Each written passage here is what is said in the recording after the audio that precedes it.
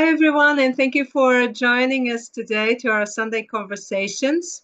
Today, I have the pleasure to have with me Matheus Almeida, and we're going to talk about when life happens, the overall perspective on ancient Chinese medicine about pregnancy. Hi, Matheus. Thank you so much for being with us today. Hi, Susanna. It's my pleasure to be here with you. Hi, everyone. Okay, so before we dive into our topic, let us know a little bit about yourself.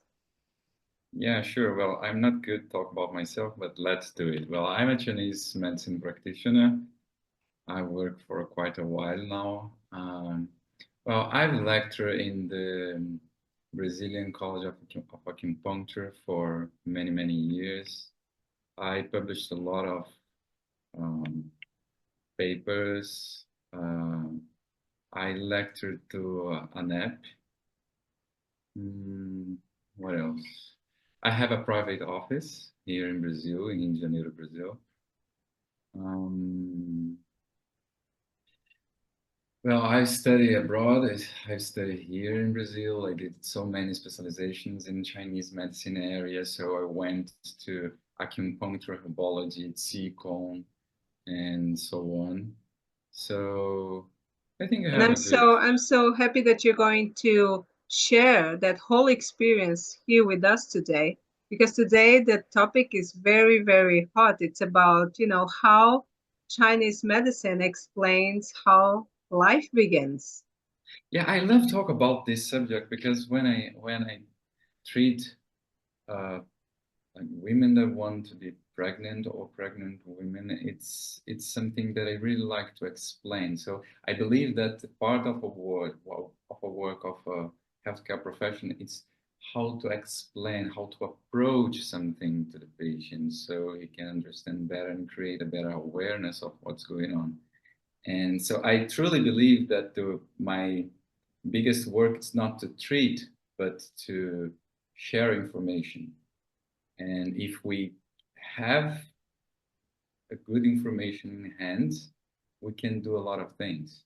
So exactly this aspect, this subject, is something that I really like to talk with my clients, with my students. I have a tutorship course as well, so I really like to talk about those things. So So I'm here for you. what does the Chinese medicine explains about pregnancy, about different stages of pregnancy, how the baby and the mother changes over time?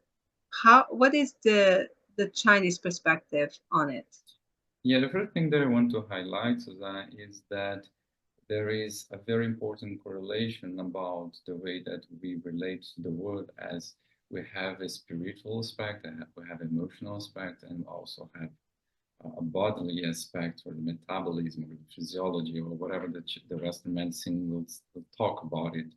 So in the Chinese perspective, the first thing that we must to acknowledge is there is not such a thing of a separation of those aspects in human beings. That means that the way that I feel, what I behave in my life, what I eat, my partner, or everything that surrounds me, and even my spiritual aspect will lead the way that things will happen in our lives.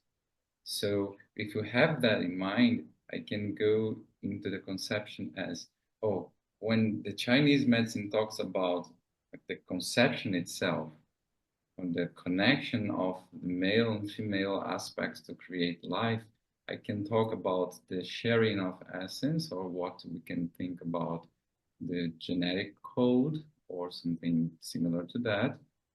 But we can also talk about the desire of it. And that's the beauty of reading Chinese classics, because you can reinterpret in so many ways the same passage. So when they talk about the two genes get together, the two essence get together, we can also think that the two desire of being parents, it's getting together and create something. So when we think about I want to highlight that as well. When we think about Chinese medicine, we can break it into different perspectives as the ancient Chinese medicine or traditional Chinese medicine and what we're calling traditional Chinese medicine based on contemporary perspective of it. So when you go for the contemporary perspective of it, I will understand of what the Chinese say of Zanfu, organs and viscera, and how it interplays in the body and creates the fertility or make the conception happens.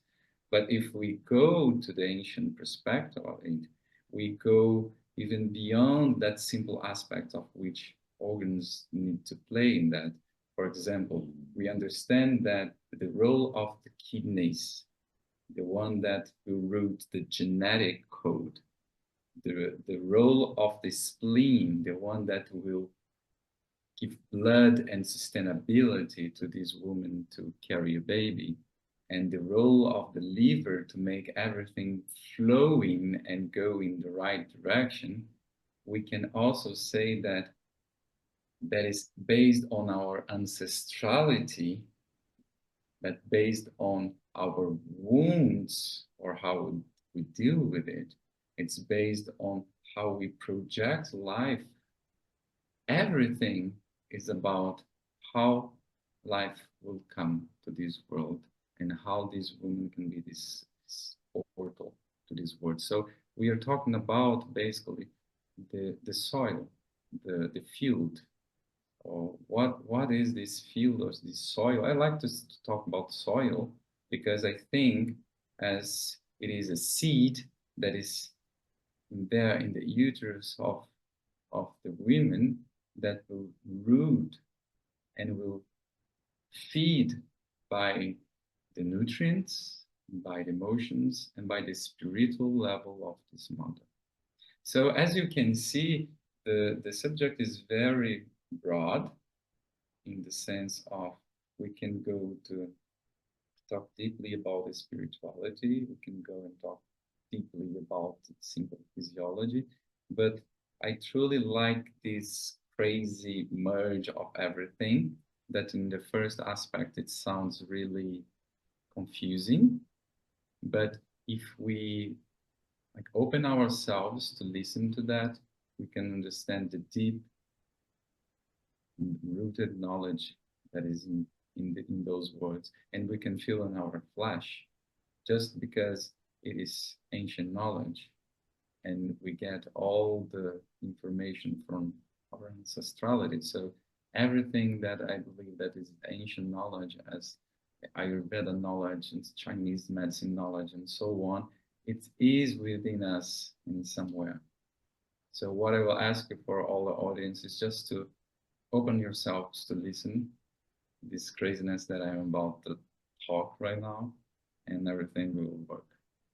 Yeah, that's it's a really a very big spectrum of the way that things are interacted with our health, not only our physical health, but also the emotional, psychological, the spiritual health of us. So how does that is interpreted in the time of pregnancy and how the way the mother and the baby interact? Oh, great. Well, first of all, I have a pleasure to treat a lot of women that they want to become mothers, so I can follow all the way as they want to become mothers and they are treating and then they get pregnant and I follow along all the pregnancy.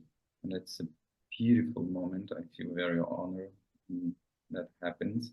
And the first thing that I try to give the information about this connection even before the conception is that the woman must be really open to that. So we can think about nutrients, we can think about hormones, we can think about a lot of things, and you can do that really, really fine, Susanna. You can do that correctly and still do not get pregnant because there is something that is lacking. So when I say to the woman that they must open themselves, they must do whatever they feel happy to do, what I'm trying to tell is that they must create a space to life to appear, to happen. Because when we are too afraid of something, and if you think that the Western medicine, they are led by fear, but the fear contract, and the contraction is the opposite of what we want right now. We want expansion. We want to expand to a new reality. So what I first tell to every patient before thinking about anything, about period, about diet, about lead time, is how do you feel about this? And that is the first connection. And when I ask, how do you feel about being a mother? That is the first connection that every mother and father will make. And after that, we start to check the real things, as like the things that we can touch, as, okay, let's check your period. Okay, let's see what you should change in your behavior in your life. And then the conception happens. When the conception happens, we understand in Chinese medicine that Shen, that's the aspect of consciousness, it's already in there. So the body will just, like the physical body, will just envelop that spirit that's already there, or what they call Shen. And doing so, it can develop and spread inside the mother. So what the Chinese medicine understand is that the body of the mother must stay loose. So something that's very interesting, Susanna, is when a woman is pregnant, the pulse pattern we call pearl-like. It's like balls of pearls that we can feel. That means that the pulse is very soft. But the pulse that is very soft, it's a pulse that is unbalanced in a normal situation. But it's a perfect pulse situation for the pregnant women, because that means that the body is getting loose. So again, back to the metaphor of the soil and the seed, especially in the third month, when the embryo travels to the tromps and get there in the uterus. So what happens is the moment of rooting. And this moment of rooting means if the soil is too constrict, the root of the seeds can't get out.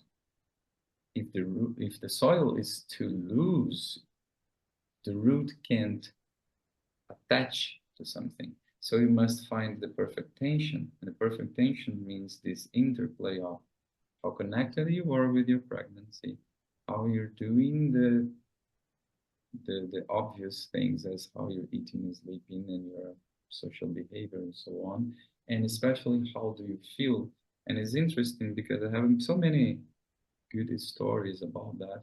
I remember once one of my patients, she was around her 7th month of pregnancy, and I live in Rio near the beach. She also lived near the beach, so she went to swim. And once she was ready to get into the ocean, someone just stood by and said, a stranger just said, "Hey, what you're doing?" And she said, "Oh, I'm jumping in the ocean." I said, "No, no, don't do that. You're pregnant." And she replied, "But I know how to swim, and I know that I'm pregnant." You know, this aspect of looseness of, okay, I'm not harming my kid, my baby, and I'm doing something that I feel pleasure. That is the right tension. She's aware of what she's doing, but she's okay of what she's doing. And during the moment of getting pregnant or not, that's the tension moment. And nowadays is the very tension moment, because a lot of women are frozen their eggs, and that's another aspect. Sometimes, Susanna, when a woman it's having a hard moment to carry a baby, to get pregnant, and I ask about their hobbies. I just ask that. I'm not asking, okay, what you're eating, what you're doing wrong. The opposite is, what are your hobbies? And one of those ladies said, "Oh, I really enjoy to play the piano." And I said, "How long you don't play the piano?" said, no, I'm not doing that because I need to be quiet. I can't move. I can do this or that. Otherwise, I will lose my baby or I won't get fertilized or whatever. And I said, play the piano, please. Go and enjoy your life. Because if you want to create life without enjoying life, I, I think that's a nonsense. That's completely nonsense. When someone says, Yes, and okay, you are also associating the fact of conception, of thinking about having a baby or even pregnancy to the notion of pleasure, of bliss, which yes, sometimes in our modern societies, pregnancy comes like a burden. Even yes, the birth comes as a burden, and you are associating it with the sense of balance, of harmony, of fulfillment, while just doing even a simple thing.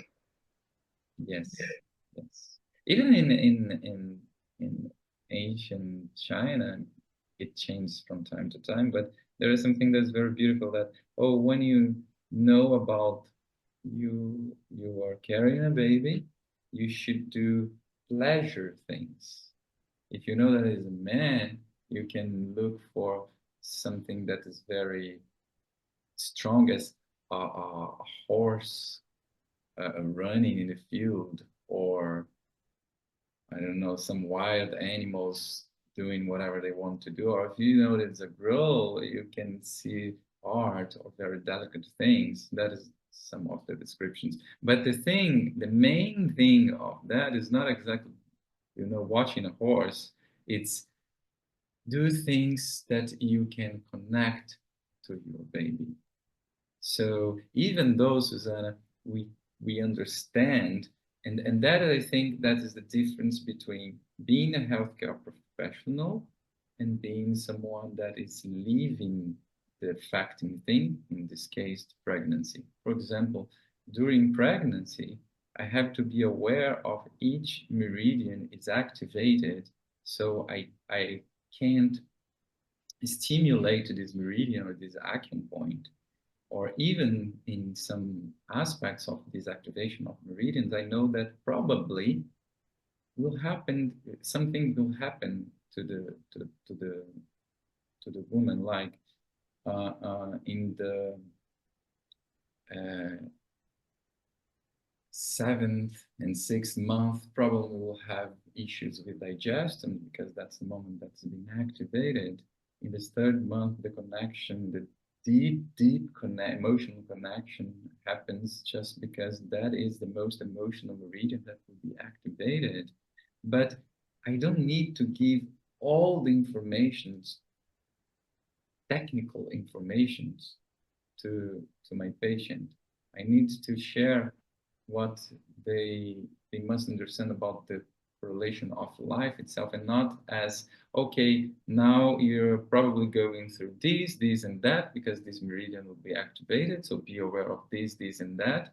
I think that is unnecessary sharing of information, because Mm.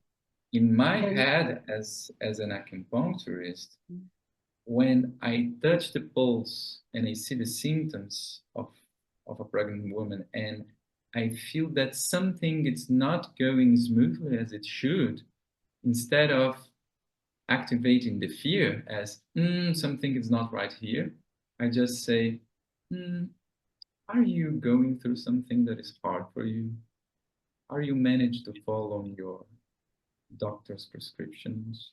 Are you able to enjoy life? Are you see, instead of putting fear, I just want to get more information and maybe say, oh, because I feel that your body are getting a little bit tense and I want you to enjoy more. Or I feel that your body is getting a little bit weak. Maybe you should eat better, rest better. So that is the difference between being an health care professional slash educator of your patient than adding fear, because the information that I have, I must be aware how to share that. mm.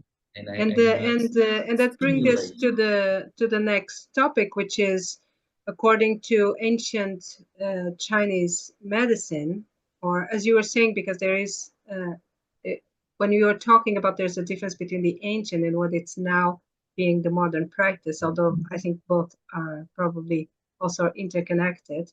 What is there any specificities or how a woman should take care of herself, of her body, of her emotions during this special period of pregnancy? Oh, okay. What I think is maybe the only difference that I can highlight between a woman that is pregnant and one that is not is that the sense of the need of protection is intensified. Just that. The other aspect, I would say that the Chinese has a very nice perspective called Yangshan, which means nurturing life. And nurturing life is basically the normal daily habits as what you do with your life. And I truly believe if the sense of protection by father, in case of the husband, the partner, by the society, by the family at large, will be maybe the key word for this women to carry the baby. Because imagine, Susanna, if you think about Chinese words, uterus is called bao. Bao is like a bag, but bao can also be something that protects. Also like Xin Bao, that's what protects the heart.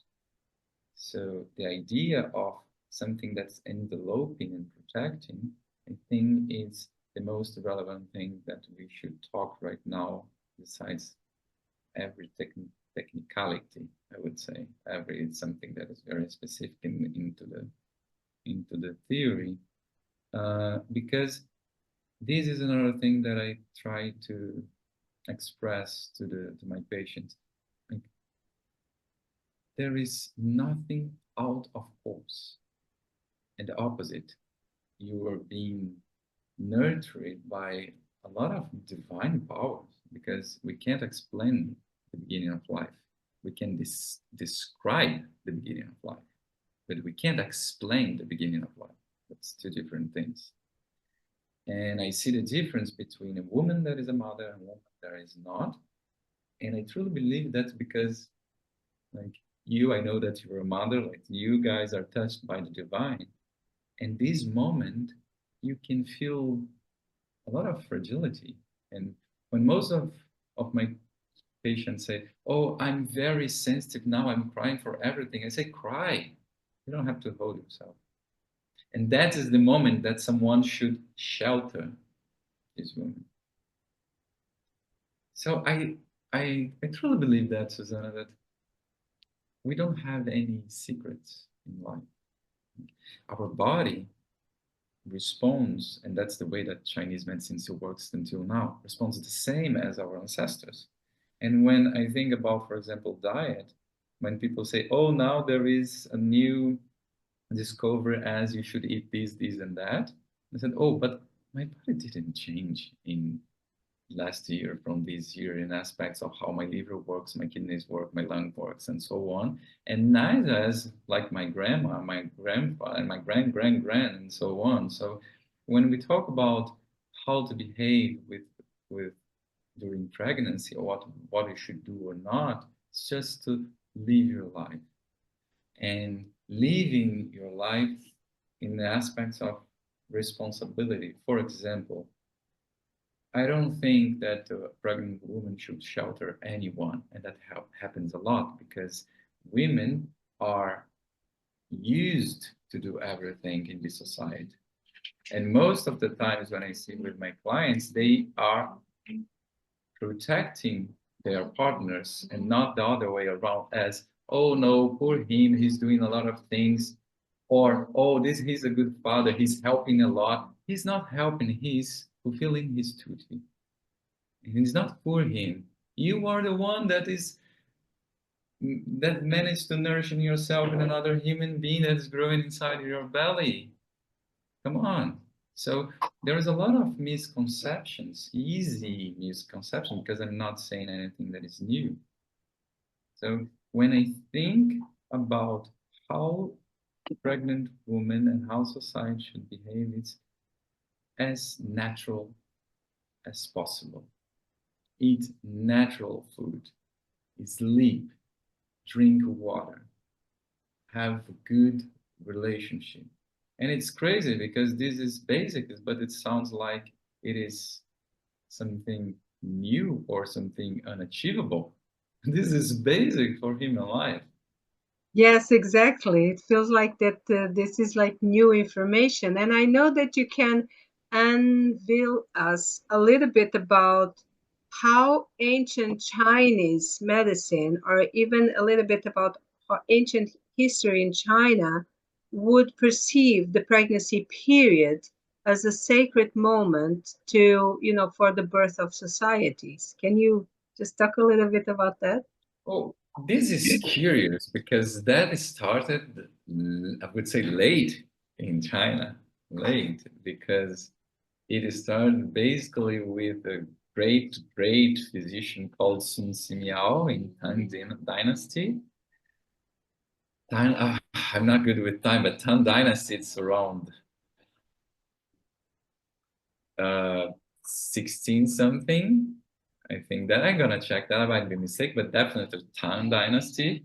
And he was the one that figured out how different men and women are, how relevant are the women, kids, and old people in society. He put these orders, Susanna. First, we must take care of our women, then take care of our kids, then take care of our old people, the old people, and then take care of men. Because women should be in the core of our society because that is from how the society develops. And when Sun Simiao talks about it, he's not just talking about, oh, that's because women can carry a child, a baby. No, it's not because of that. He's going for the broader sense of being a woman.